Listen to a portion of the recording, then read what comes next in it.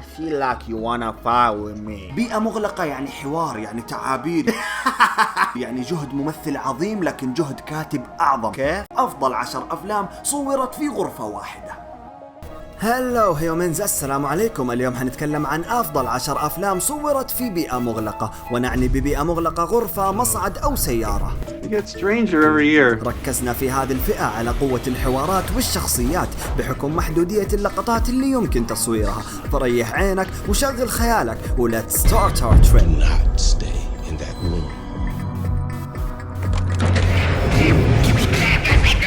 Los interruptores las veces que quieras, pero al abrir la puerta hay que decir cuál de los 3 interruptores es el que enciende la bombilla.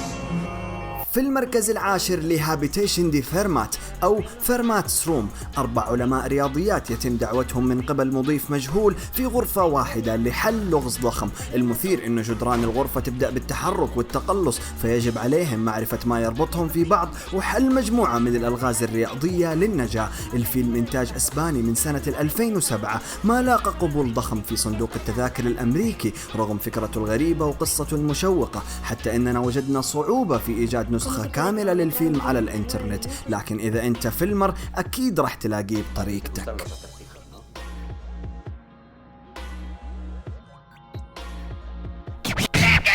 What does that mean?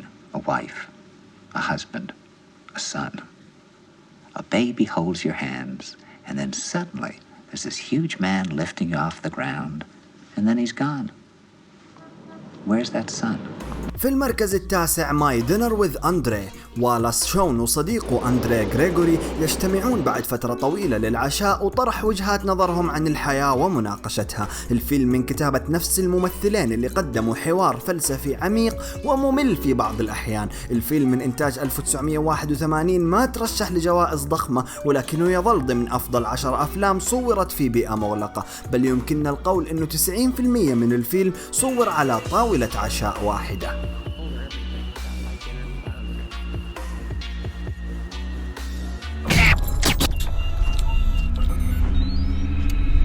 في المركز الثامن لوك.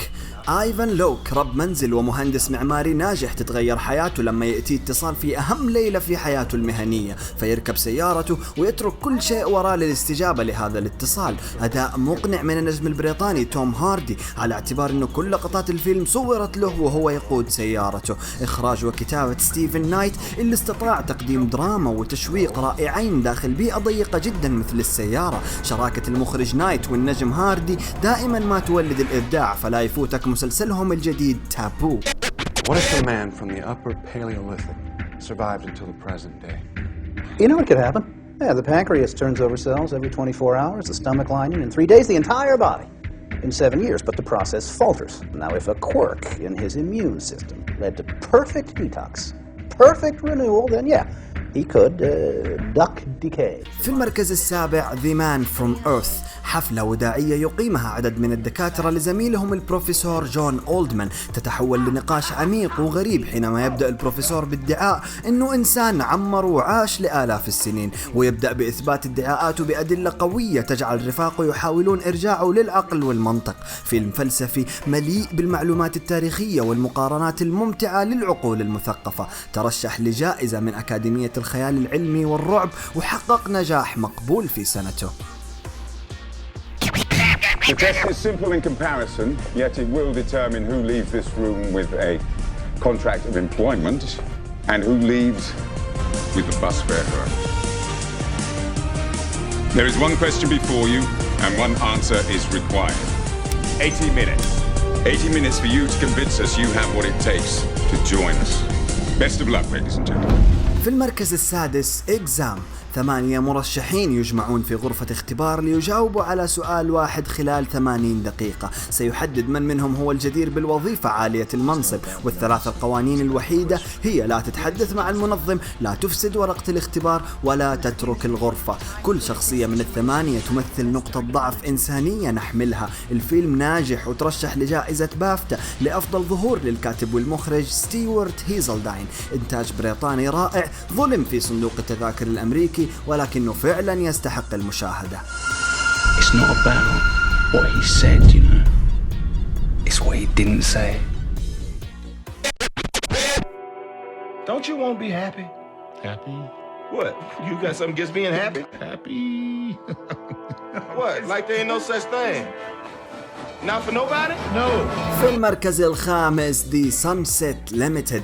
وايت وبلاك رجلين بمبادئ مختلفة وآراء متناقضة يجتمعون بعد إنقاذ أحدهم للآخر من محاولة انتحار، ويبدأ النقاش الفلسفي الحاد بينهم حول أهمية الحياة وسبب رغبة وايت في الانتحار. مسرحية تحولت لفيلم تلفزيوني ناجح من بطولة سامويل إل جاكسون وتومي لي جونز اللي كان هو أيضا مخرج الفيلم. إذا كنت من عشاق الأكشن والحركة فحتحس بالملل سريعا، بس الحوار العميق والمليء بالأفكار المتناقضة راح يحمسك ويشوقك لإكمال الفيلم لنهايته. يكفيك روعة أداء سامويل إل جاكسون العبقري اللي يضيف نكهته الخاصة في كل فيلم يمثل فيه.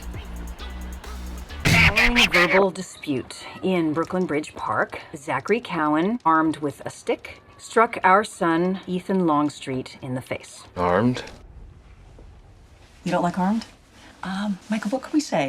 Carrying, carrying a stick, all right? Carrying, yeah. Carrying a stick. في المركز الرابع كارنيج. بعد ما تضارب أبنائهم الآباء والأمهات يجتمعون لحل الأمور بشكل ودي، ومع تطور الأحداث يظهر الأطفال الكبار لساحة المعركة. الفيلم يحتوي على كم هائل من السخرية والكوميديا الواقعية، وتدور جميع أحداثه في منزل أحد الأبوين. الأربع شخصيات كلها ملعوبة من قبل ممثلين حصلوا أو ترشحوا على جوائز أوسكار. أكثرهم إبداعا كان كريستوف وولتز وجودي فوستر، من إخراج رومان بولانسكي، وترشح لجائزتين جولدن جلوب.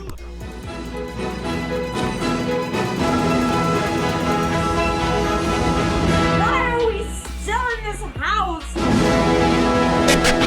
Someone there? I can hear you. Who is that? Who's in there? Live or die. Make your choice. Fuck are you? Who the fuck are you?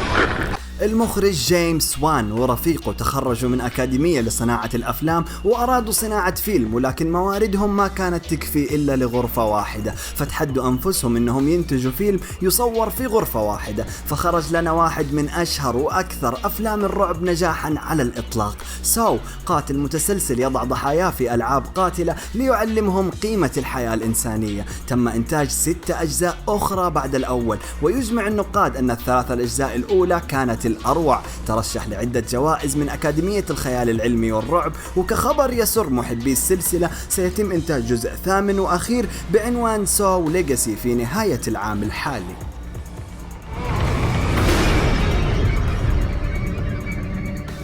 Live or die. Make your choice.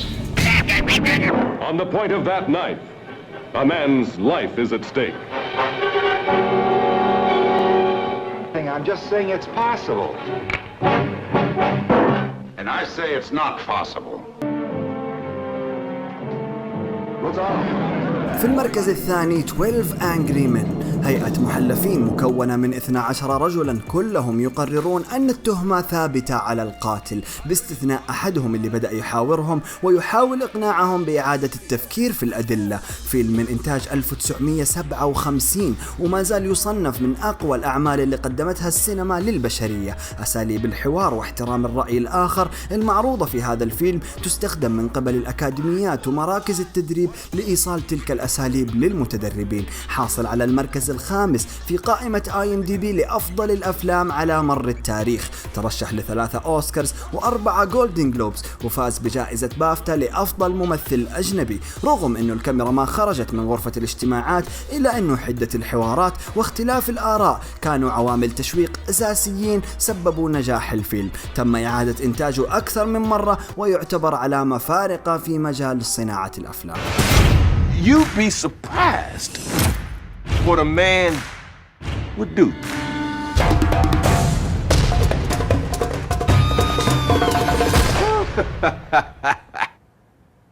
You're starting to see pictures, ain't you? في المركز الأول The Hateful Eight. ثامن أفلام الأسطورة كوينتين تارانتينو. أواخر الثمانينات وفي عز الشتاء والثلوج الكثيفة، صائد جوائز وسجينته يجدون مأواهم في بيت خشبي مع قاضي ومحقق شرطة، بالإضافة لعدد جيد من الشخصيات المثيرة والكريهة، ويبدأ بتحذير كل من في الكوخ من الاقتراب من جائزته، وتبدأ الليلة العصيبة. أحد القطع الفنية البارزة للمخرج كوينتين تارانتينو، مزيج الشخصيات العجيب والكوميديا السوداء ستجعلك متسمر في مكانك ومستمتع طوال مدة الفيلم. بطولة سامويل جاكسون، تيم روث وكيرت راسل، حاصل على جائزة أوسكار وجائزة جولدن جلوب مع ترشيحات أخرى للجائزتين. باختصار يكفيك اسم تارانتينو على بوستر فيلم لترغب في مشاهدته. الرجل يكتب أفلامه بنفسه ويبدع في اختيار الممثلين للشخصيات وكتابة حواراتهم. اترككم مع لقطات متنوعة من هذه القطع الفنية. We'll kill everybody in here. Now we're talking! Tell him Daisy sent you. You gon' die now!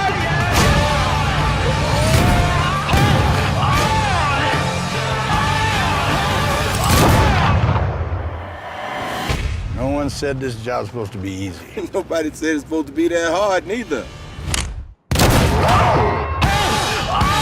عشان لا تفوتك توب 10 الأفلام الثانية، لا تنسى تعمل لي سبسكرايب، وإذا كان في أي ملاحظة حط لنا هي في الكومنتس، و always حاول تكون Yeah, I just feel it. في المر.